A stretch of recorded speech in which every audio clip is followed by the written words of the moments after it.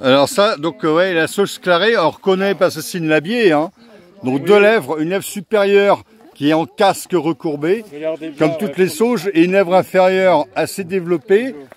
Ici, on a une bractée. Les bractées sont colorées ici. Elles sont assez grandes, hein. Donc ça, c'est des bractées, c'est pas des pétales, ça. Et les feuilles qui sont pétiolées à la base et celles du haut sont jointives, presque en oreillette autour de la tige. Oui, elles sont opposées deux à deux. Opposées deux à deux. Voilà. Ouais. Hein, embrassantes, effectivement. Et cette sauge. Avec des étamines, voilà. du coup, à l'intérieur. Là, qui sont sous le casque. Hein. Ouais, voilà. sous le casque. Vous voyez là, l'inflorescence d'une labier, on le voit bien là. Hein, vous avez une fleur avec une lèvre inférieure et une lèvre supérieure. Voilà. On peut deviner qu'il y a 1, 2, 3, 4. Vous avez une formule en 2 ou 1, 4. Vous voyez, ça veut dire que les pétales sont quand même soudés. Ouais. On parle d'une fleur en casque avec une inflorescence gamopétale. Et puis gamosépale, vous avez les sépales, le calice qui est soudé. Ouais. On a une fleur irrégulière, zygomorphe. Et un calice qui est aussi irrégulier, avec 3 dents vers le haut, 2 vers le bas. Voilà. Et alors il y a aussi, on voit le style qui dépasse, ça c'est la partie femelle, le bout de la partie femelle, hein, de la pièce femelle. Voilà. Donc le pollen va se déposer là-dessus.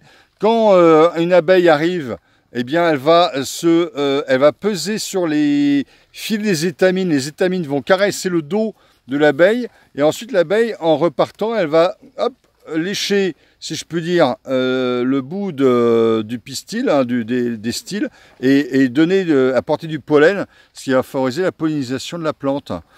Et alors, c'est une stratégie, comme on avait parlé hier, stratégie, de fécondation, voilà, entomogame ou fil. Entomophile.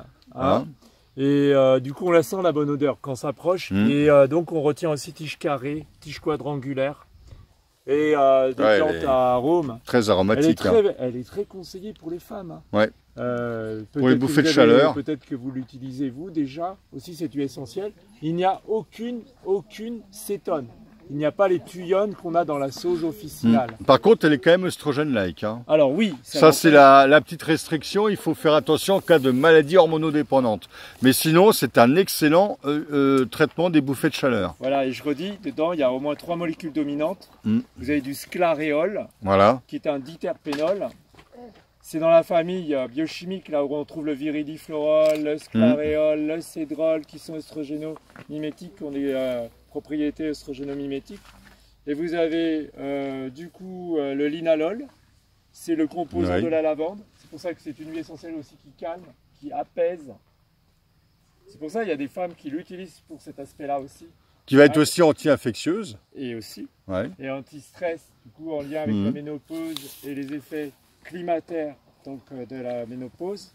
Et puis vous avez du coup l'acétate de linalil, comme dans les lavandins. Ah oui, et qui est calmant aussi.